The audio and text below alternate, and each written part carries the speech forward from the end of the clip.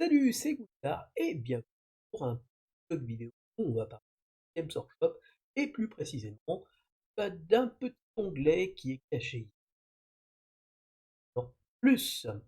Mais avant toute chose, découvrons quelles sont les nouveautés. Donc dans Warhammer Community, vous avez ceci. Donc un article sur le personnage qui va se... Hop là, le 9 août. Donc un personnage Earth. Ensuite, un topo sur les réenforcements qui vont sortir à la même date des Votan, à savoir donc les trois personnages, le véhicule et les deux supplémentaires, celle-là, le mortier et donc le petit transport en fait qui a deux rôles dual, on va dire un transport dual qui peut faire transport avec une arme, on va dire, genre mitrailleuse, bon, et de l'autre, un véhicule de soutien avec une arme lourde, mais vraiment lourde, genre lance-missile. On va faire simple. Donc vous avez le Rumor Engine, dont j'ai jamais rien trouvé, donc je ne... Voilà. Et un Chapter Approved, donc en fait tout un jeu de cartes qui va permettre pour Kill Team d'avoir des objectifs, des choses comme ça, c'est toujours intéressant à prendre. Et donc je vais le prendre. Voilà, donc Warhammer Plus, c'est ceci. C'est un abonnement. Games ne fait pas les choses gratuitement. C'est une entreprise et elle doit faire des bénéfices. Et croyez-moi, elle doit en faire. Voilà. Et donc cet abonnement coûte 55 € parce que 4,99 ça va, mais ça fait longtemps que je ne laisse plus prendre au jeu. Donc cet abonnement va te donner accès à différentes choses. Déjà, quand vous allez commander, vous pouvez prendre soit l'inquisiteur Ostromandeus avec droïde. En fait, c'est pareil, c'est un être humain qui a été totalement transformé, mécanisé, ou le Marshal Ashfield and Squire Udo. Donc Squire, c'est le suivant, l'impétrant, on va dire. Mais pas que, mais pas que, mais pas que. Quand on regarde donc là, hop, donc ça, c'est la même chose. Mais il donne accès à d'autres choses. Déjà, il donne accès à des animations, la Warhammer. Bon. Et puis, autre chose, ça s'appelle le Warhammer Vault. Et ça, c'est plus intéressant. Et enfin, un accès total et complet à leurs applications, à savoir Warhammer Age of Sigmar, apps, et Warhammer 40 000 apps. C'est-à-dire que vous avez accès euh, à- au codex que vous avez acheté et que vous avez comment dire, vous avez inscrit dans le site shop, et qui, même si vous n'avez pas ça, sera visible, vous pourrez le voir et vous pourrez le faire. Par contre, vous n'avez pas accès à l'utilitaire qui vous permet de faire vos propres armées. Alors, vous pouvez le faire pour une, vous choisissez, et vous pouvez faire des armées pour ce codex, et c'est tout. Après, vous pouvez pas. Donc voilà, l'intérêt d'avoir l'abonnement, c'est que vous avez la totalité des sauf les codex que vous avez à la totalité des informations, elles vont être flouées, brisées à ces informations. Donc voyons voir un petit peu Warhammer TV. Donc Warhammer TV, c'est ça en fait, c'est une série de petites vidéos, hein, où alors vous avez des animations, voilà, là faut regarder. Mais Kill, Lupercal, je les ai vus sur YouTube, c'est plutôt pas mal, mais là ça doit être en totalité. Donc vous avez d'autres choses que Broken Lance, Taria Nexus, on a pas mal d'extraits, Interrogator, je comprends pas, mais bon, Angel of Death, je vois ce que c'est. Donc Iron Within, c'est les Iron Warriors, je suis. Ensuite du gaming avec des Battle Report, Victory Pointer, Battle Report, voilà, How to Roll. Donc ça c'est plutôt des vidéos de retranscription Ensuite, le hobby, donc Army of Rhino, je ne sais pas, de la peinture, du bricolage, de la peinture et les fameuses masterclass pour apprendre à peindre que j'aurais besoin. Ensuite, le lore. Donc le lore, c'est tout ce qui est l'historique, on va dire le fond, enfin, l'univers dans lequel se déroulent les actions. Et ça, c'est plutôt quelque chose qui m'intéresse. Ensuite, les spéciales, Brain Boys, je ne sais pas, les teasers et trailers, voilà. Et ensuite, Original Score, voilà. Score, c'est la musique, ou alors peut-être, oui, la bande-annonce. Ensuite, vous avez le Warhammer Vault, et là, vous avez accès à un putain de trésor. Et rien que pour ça, je dirais que l'abonnement vaut le coup. Vous avez accès à une tétrachier de vieux numéros de Warhammer. Mais pas que, voilà, je découvre ça, Warhammer Vision, je sais pas du tout ce que c'est visiblement des figurines, mais pas que. Pour remonter, vous avez Warhammer Vision toujours, mais vous remontez Warhammer Underworld Dire Chasm. Donc ça, je pense que c'était les règles pour les extensions de Underworld quand c'était. Donc là, vous avez Warhammer Allgate, je ne sais pas ce que c'est peut-être par exemple, comment dire, voilà, ou Curse of the Volfon, un roman, là, donc campagne supplémentaire Exterminatus, Léviathan, c'était sûrement pour la Combat Patrol Space Marine Tyrannide. Là, vous avez la colère de Plus, la malédiction du loup, voilà, voilà, donc ça c'est des... Vous avez Gathering Storm, donc 3, 2, 1, voilà, vous avez la totalité. Donc là encore, c'est ce Sanctus Reach, voilà. Du... Alors il faudra que je regarde, mais Angel Blade, là c'est Gore, Korn, Farsight, voilà, c'est sur des persos, là, donc vous avez de l'historique, ça peut être intéressant. Blaze, donc vous devez avoir des codex. Ça, c'était à la fin des temps, donc quand ils ont terminé Warhammer Fantasy Battle, bah, c'est parce qu'il y a eu le codex, il y a eu voilà, le monde a été... Je retrouve une règle que j'avais achetée, que je n'ai jamais utilisée, parce que j'ai acheté la règle et après j'ai regardé le prix des figurines de chez Forge World et j'ai dit pas l'argent. Voilà. Maintenant, je pense que je vais acheter. Voilà, par exemple, ça m'intéresse parce que voir les stats de cette figurine, enfin, je les ai.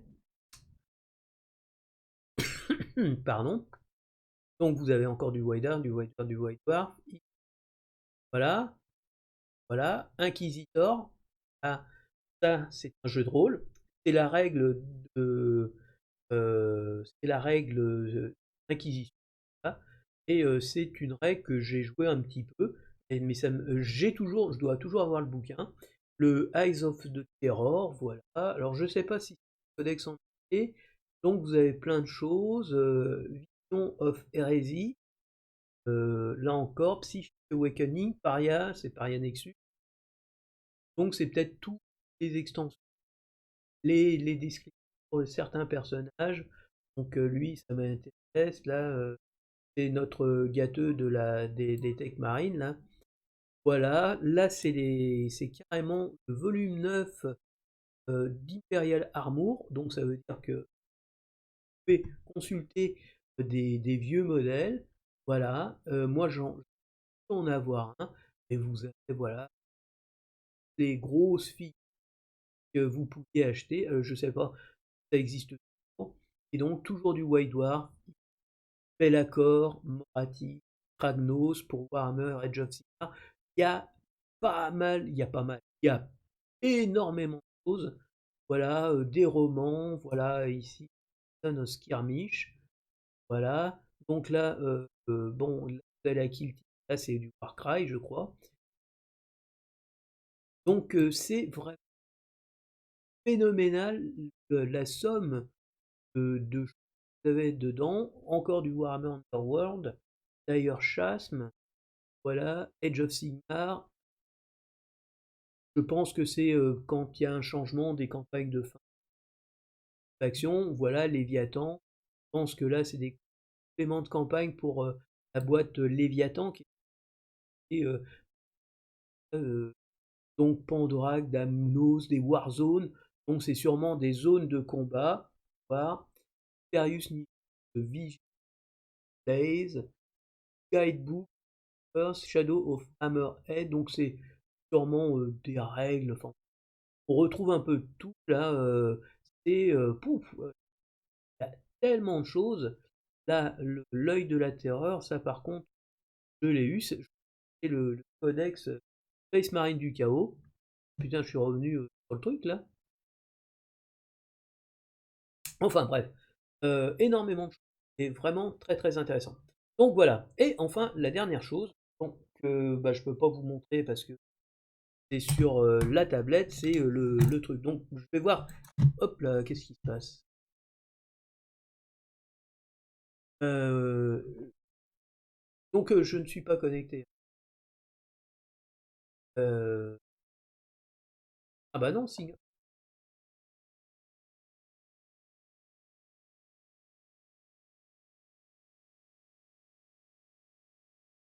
Voilà, donc vous avez les trucs.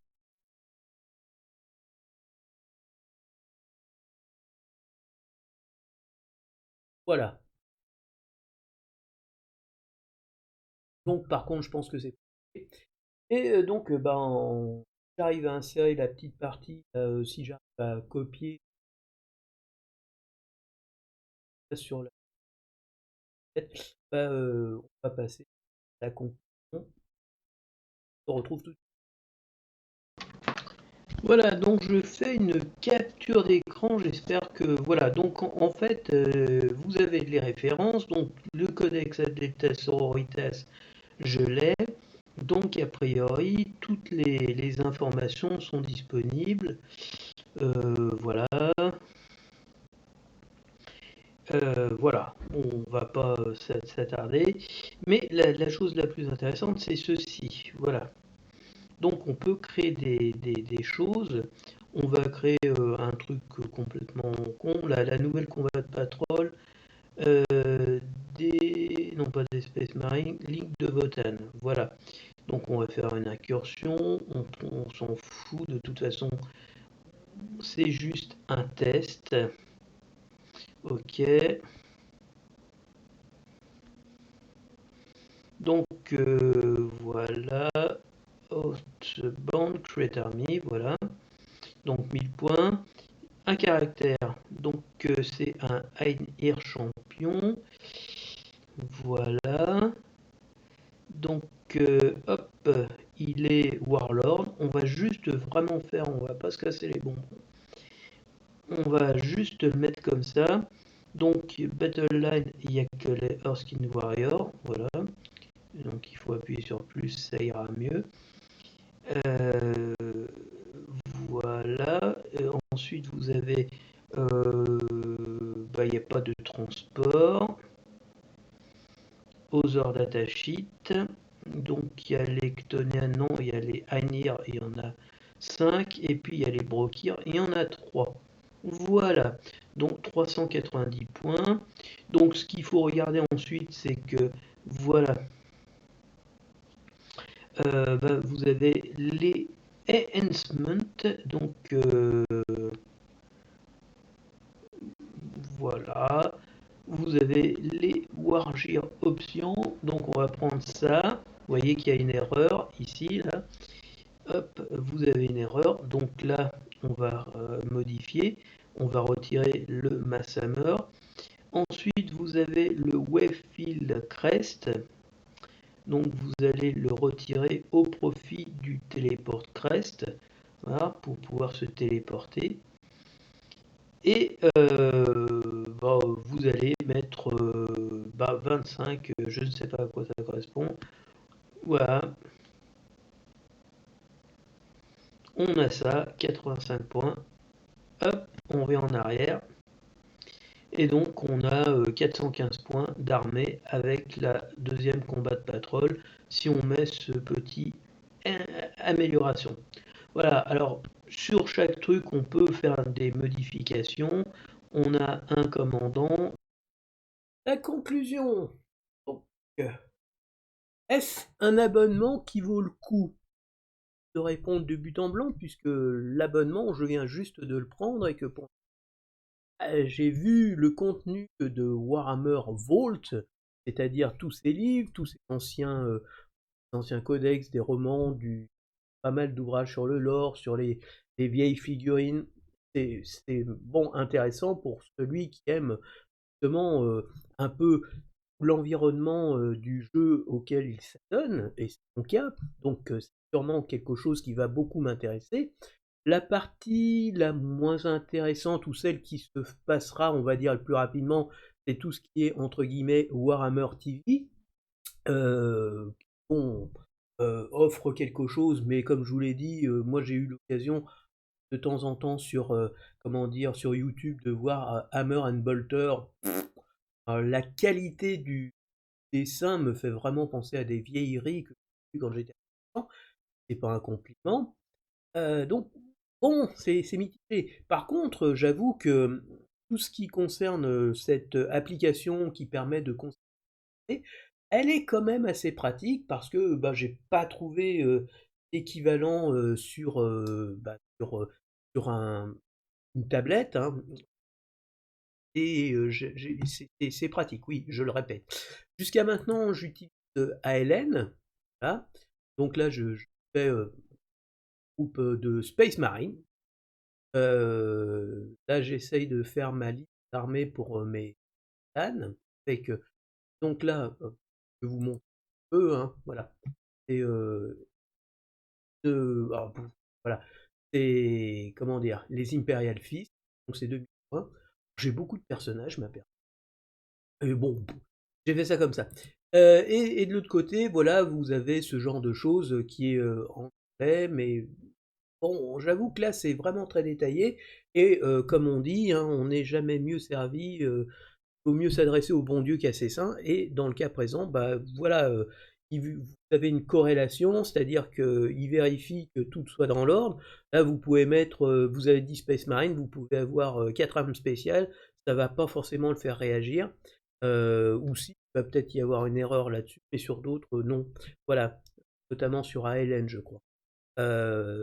Donc il est quand même plutôt intéressant. Avoir le codex sous la main, sous cette forme-là, j'avais ceux que j'avais achetés, mais voilà, c'est quand même intéressant de l'avoir comme ça. Donc il y a quand même deux choses qui sont, en ce qui me concerne, pour moi, dans l'ordre de priorité.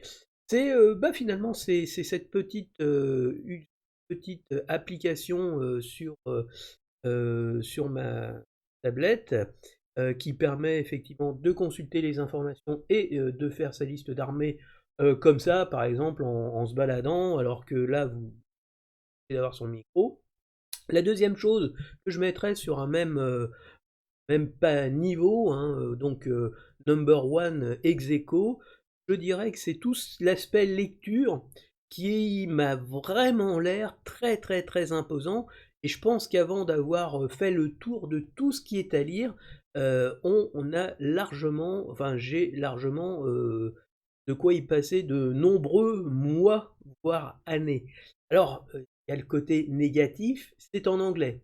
Les amis, enfin, ceux qui sont en délicatesse avec la langue de Shakespeare risquent de ne pas y trouver leur compte, clairement. Et pour ce qui est de l'aspect télévision de Games Workshop, ce que vous devez savoir, c'est que les vidéos ont des sous-titrages français, dans mon cas, hein. J'ai vu allemand, pays néerlandais, tout ça, donc il y a des sous-titrages pour pas mal de pays. Et en ce qui nous concerne, nous, Français, il y a français. Donc, a priori, alors par contre, c'est pour les dernières, c'était la dernière vidéo qui est sortie. Est-ce que pour les plus anciennes, là, je ne peux pas répondre. Mais je ferai une deuxième petite vidéo où je vous dirai effectivement ce en est de tout l'aspect, on va dire, bibliothèque.